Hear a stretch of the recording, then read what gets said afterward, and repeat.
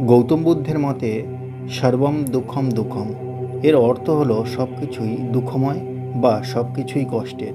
সর্বম অর্থাৎ সব কিছু বা সমগ্র, দুঃখম অর্থাৎ দুঃখ বা কষ্ট এবং দুঃখম অর্থাৎ দুঃখের গভীরতা বা সর্বব্যাপী উপস্থিতিকে বোঝানো হয়েছে।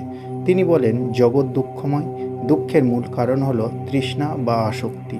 এটি কেবল বস্তুগত জিনিসের প্রতি আকাঙ্ক্ষা নয়, বরং জীবনের প্রতি, অভিজ্ঞতার প্রতি, এমনকি নিজের প্রতিও তীব্র আসক্তি। এই তৃষ্ণা দুঃখের জন্ম দেয়, কারণ এটি কখনো পুরোপুরি পরিতৃপ্ত হয় না এবং সর্বদা আরও বেশি কিছু আকাঙ্ক্ষা করে।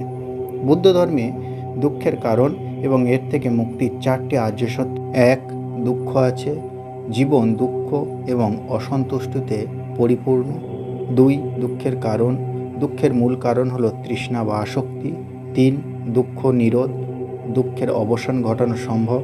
চার, দুঃখ নিরোধের পথ, অর্থাৎ দুঃখ নিরোধের পথ হলো অষ্টাঙ্গিক মার্গ অনুসরণ করা।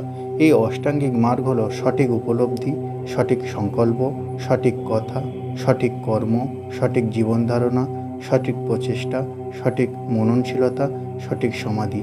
এই পথ অনুসরণ করে একজন ব্যক্তি তৃষ্ণা থেকে মুক্তি পেতে পারে এবং দুঃখের অবসান ঘটাতে পারে।